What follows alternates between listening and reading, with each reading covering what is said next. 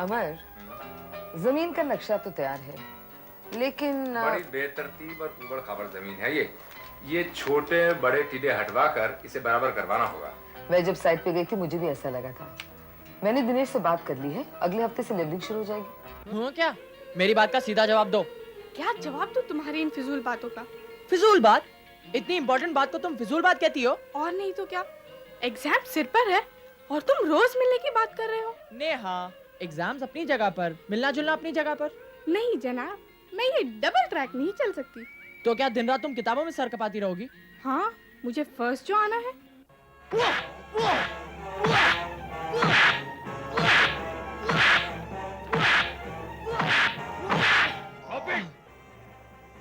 नेहा, पापा, आप?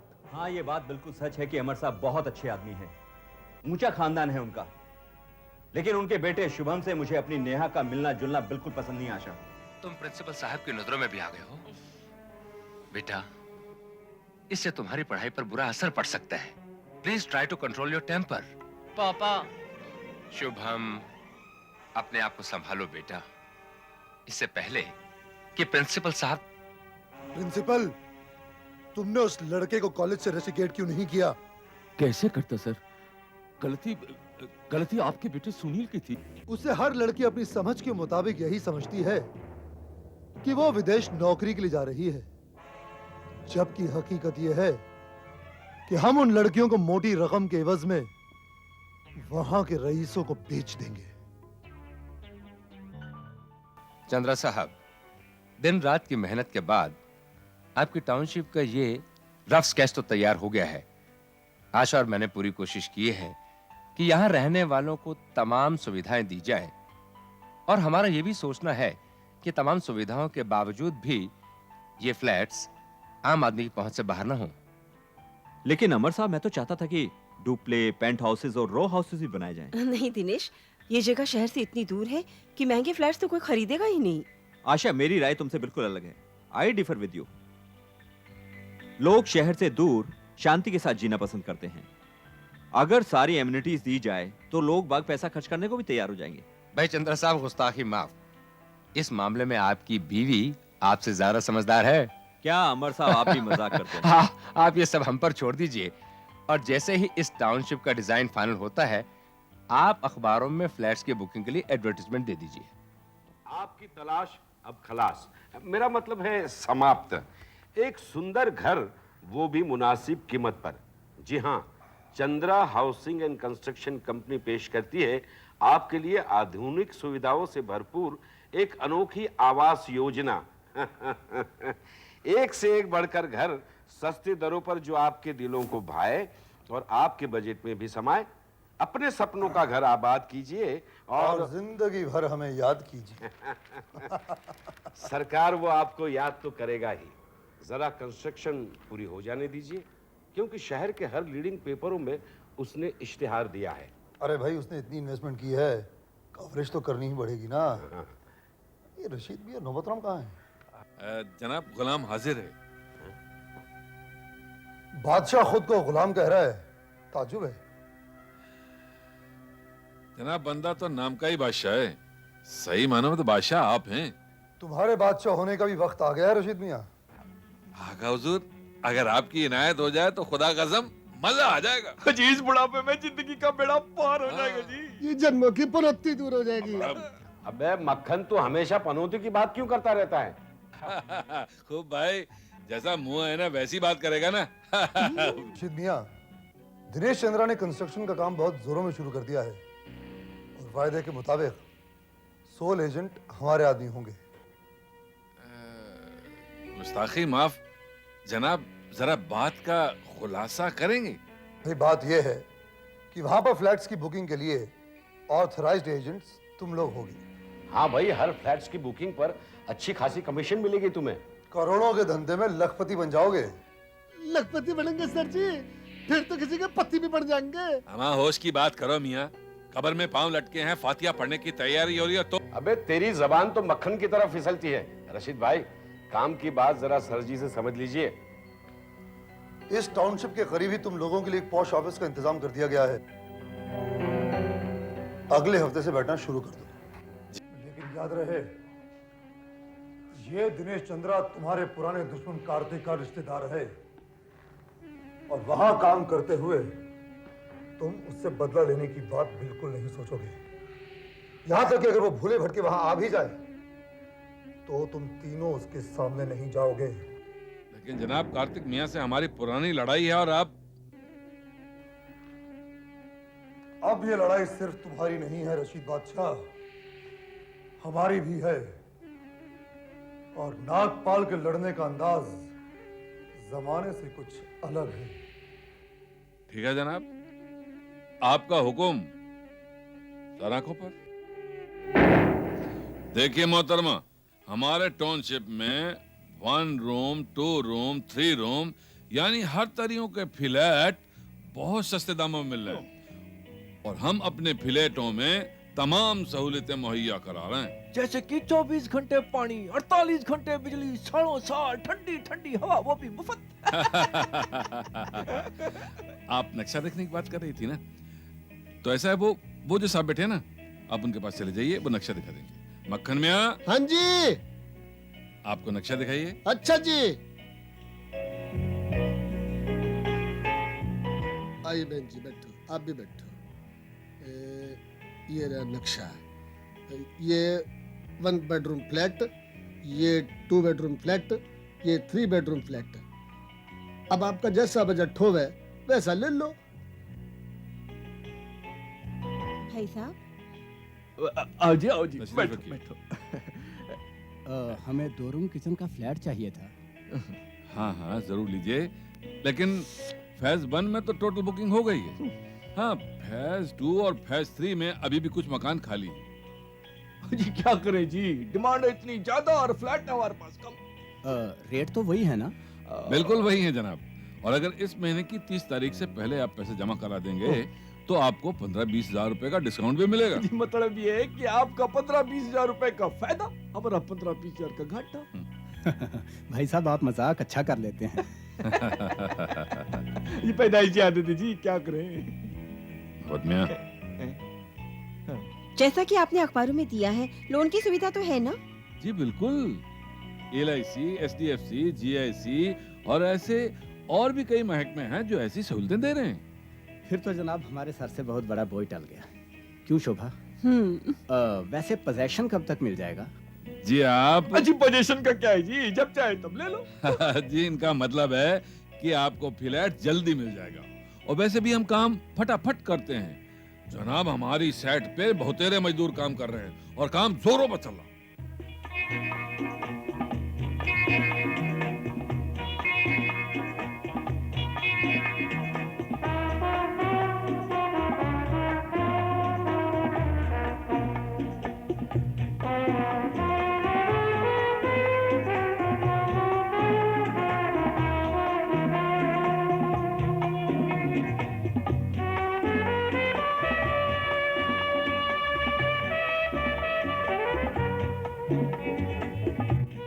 चंद्रा साहब, जिस रफ्तार से यहाँ काम चल रहा है उसे देखकर लगता है कि ये टाउनशिप वक्त से पहले ही पूरी हो जाएगी। अमर साहब, जितना जल्दी ये प्रोजेक्ट पूरा होगा उतनी ही जल्दी हमारी इन्वेस्टमेंट ही तो रिकवर होगी। सो तो है। वैसे बुकिंग्स की क्या पोजीशन है? अच्छी है। आजकल सस्ते और अच्छे फ्लैट कहाँ मिलते हैं? अमर, ओवरसीयर बता रहा था कि रोजाना बेशुमार लोग आते हैं इंक्वायरीज के लिए। आशा, आप लोगों की कंस्ट्रक्शन कंपनी की गुडविल पहले से ही अच्छी है, और अब अगर लोगों को वक्त पर पोजीशन मिल गया तो रेपुटेशन और बढ़ जाएगी। अमर साहब, बात तो आपकी बिल्कुल ठीक है। लोगों को बिल्डर से यही कंप्लेंट रहती है कि वो लोग वक्त पे पोजीशन नहीं दे पाते, और टचवुड अपने यहाँ तो आज तक ये प्रॉब्लम बिल्कुल नहीं रही है ना आशा? चंद्रा साहब, आप चाहें तो इन बिल्डिंग्स पे 2-2 फ्लोर और बढ़ा सकते हैं। अमर साहब, एक्स्ट्रा FSI के लिए अप्लाई तो किया है, अगर परमिशन मिल गई तो जरूर बनाऊंगा। आशा भाई, एक बात के लिए चंद्रा साहब की तारीफ करनी पड़ेगी। ये जो सस्ते और अच्छे घर बना रहे हैं, इससे गरीब लोगों का भला हो जाएगा, और जिन बेचारों के सर पर छत नहीं है उन्हें रहने के लिए एक छत नसीब हो जाएगी। बीवी जी, वो साहब है ना जिन्होंने मेरे मर्द को नौकरी दिलवाई है, वो सस्ते और अच्छे घर बना रहे हैं। तो क्या तुझे भी वहाँ घर चाहिए? हाँ बीवी जी, बात यह है हम जिस चाल में रहते हैं ना, बड़ा लफड़े वाला एरिया है। सब जुआरी मवाली बेवड़ी सब इधर ही है। पर अभी तक तो तू वहाँ रहती आई है ना? बीवी जी मजबूरी में, ना तो उधर लाइट है और पानी भी इतनी दूरी से लाना पड़ता है। ओह, पर लक्ष्मी वो घर तो काफी महंगे होंगे, तू ले पाएगी? बीवी जी एक रूम किचन का कितना होगा? भाई ये तो मुझे नहीं मालूम, सही कीमत शायद तुम्हारे साहब ही बता सकते हैं। सुनंदा। आ गए आप? Oh yes, the day was very hectic Sunanda. क्यों लक्ष्मी, अपनी बीबी जी की सेवा बराबर कर रही हो ना? जी साहब। साइट पर काम कैसे चल रहा है? वेरी नाइस, प्रोग्रेस बहुत ही अच्छी है। अच्छा, अपनी लक्ष्मी को वहाँ एक छोटा सा घर दिलवा दीजिए ना। सुनंदा, वहाँ फ्लैट सस्ते जरूर हैं, लेकिन छोटे से छोटे फ्लैट की भी कीमत लाख सवा लाख होगी। साहब मेरे पास थोड़े दागिने हैं और खोली बेचेगा तो 30-40 हजार मिल ही जाएगा। घबराओ नहीं लक्ष्मी, मैं दिनेश से कह के तुम्हें सस्ता और आसान किस्तों में घर दिलवा दूंगा। सच? भगवान आपका भला करे बाबूजी। मेरा मर्द सुनेगा, सचमुच बहुत खुश हो जाएगा।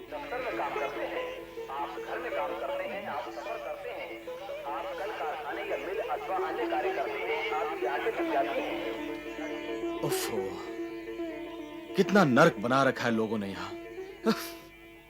कितनी बार सोचा कि ये जगह छोड़ दूं, अगर छोड़कर जाए तो जाए कहाँ? मैंने आज सुबह साहब से बात कर ली है। उनके दोस्त हैं ना जिन्होंने तुम्हें नौकरी दिलवाई थी, हाँ। वो बिल्डिंग का काम कर रहे हैं। तो साहब उनसे कहकर हमें एक सस्ता घर दिलवा देंगे। मगर लक्ष्मी, अब हमारे पास इतने पैसे कहाँ से आएंगे? देखो, मेरे पास कुछ दागिना है, हम वो सब बेच देंगे और ये जगह का भी तो कुछ मिलेगा ना। हाँ। मगर इतने कम पैसे में वन रूम किचन मिल जाएगा? हाँ, साहब सब ठीक कर देंगे, उन्होंने वायदा किया है। अगर साहब ने अपना वादा पूरा कर दिया तो हमारे सपने सच हो जाएंगे।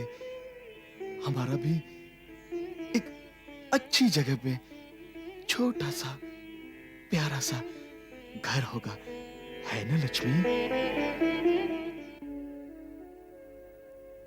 घर पर बैठकर सारा दिन धोबी का हिसाब करो, यही काम रह गया है घर पे। एक तो तबीयत ठीक नहीं रहती, इसलिए कंप्यूटर कोर्स नहीं जा सकती। और ये जना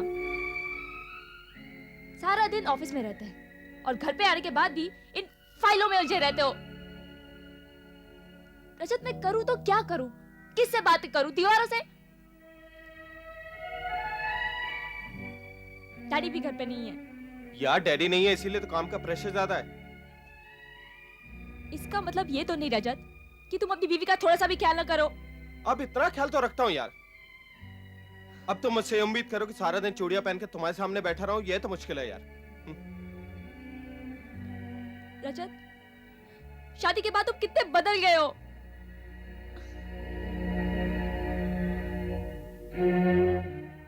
बदल नहीं गया जनाब, बदलना पड़ा है। भाई तुम्हारी डैडी और बिजनेस की सारी जिम्मेदारी मुझ पर ही तो है। ओहो रजत, पूरी दुनिया में तुम अकेले ही हो ना जिसे सारी जिम्मेदारियां एक साथ निभानी पड़ रही हैं। छोड़ो यार, जल्दी से एक कप चाय पिला दो, मेरे सर में बहुत जोरों का दर्द हो रहा है। चाय पिला दो? तुमने इस घर को होटल समझ रखा है? नहीं नहीं, घर समझ रखा है। नहीं नहीं, होटल समझ रखा है। नहीं भाई, घर समझ रखा है। रजत, मैं तुम्हें चाय नहीं पिलाऊंगी। अरे क्यों क्यों क्यों? मेरा मूड नहीं है। तो भाई जनाब का मूड क्या है आज? रजत, मैं चाहती हूँ कि हम दोनों एक साथ बाहर चाय पिए। बस इतनी सी बात? चलो तुम जाकर तैयार हो जाओ, तब तक मैं जीप निकालता हूँ। सच? सच।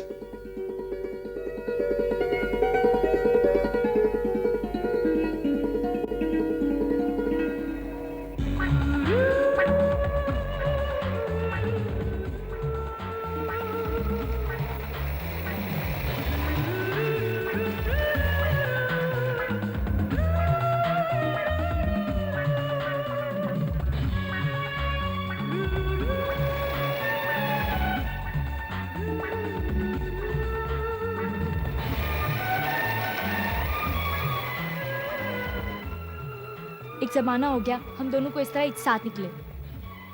सब वक्त वक्त की बातें हैं दीक्षा। तब हम लोग आजाद पंछी थे और अब पिंजरे में कैद तोता मैना। रजत, कभी कभी मैं सोचती हूँ कि तुमको इस दुनिया से बहुत दूर ले जाऊं, ऐसी जगह पे जहाँ कोई ना हो, सिर्फ हम दोनों। ये मैडम जरा होश में बातें करो। अगर अभी हम कहीं दूर चले गए तो हमारे पिताजी का क्या होगा? वो कहाँ जाएंगे? ए रजत, वो देखो नेहा और शुभम कहीं जा रहे हैं।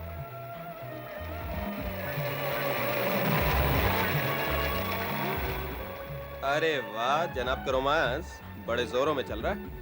चलो पीछे करते हैं। क्यों कबाब में हड्डी बनना चाहती हो? ओफो, चलो ना, मजा आएगा। क्यों जिद कर रही है दीक्षा? अरे वो हमारे रिश्तेदार भी है और दोस्त भी, चलो ना। तो तुम नहीं मानोगी? नहीं। चलो चलते हैं।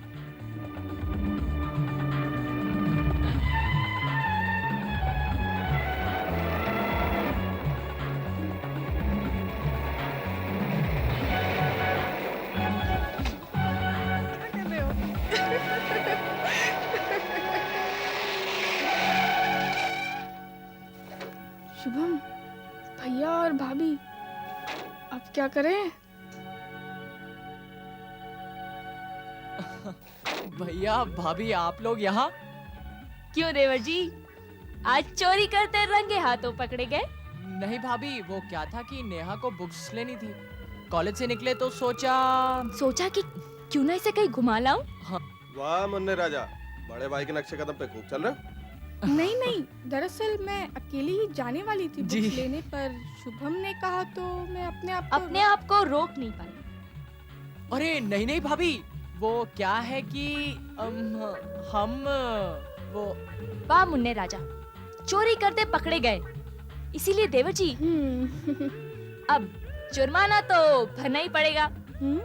जुर्माना? जुर्माना ये कि एक डबल ब्रेकफास्ट और किसी रेस्टोरेंट में गरम गरम चाय। ठीक है। ठीक है वीके, कुछ नहीं देवर जी, अपनी स्कूटर स्टार्ट कीजिए और हम आप दोनों को फॉलो करेंगे। ओके भाभी।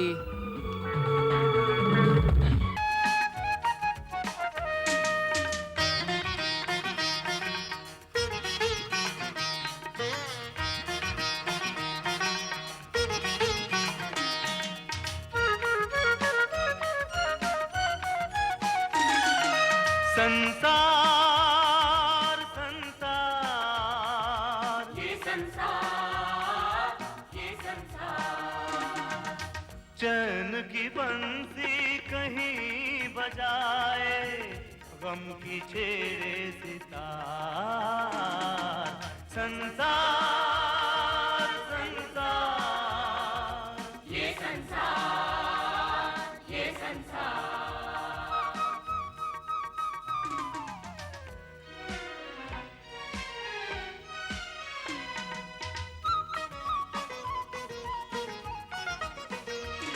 पल में कोई आए यहाँ पे, एक पल में कोई जाए यहाँ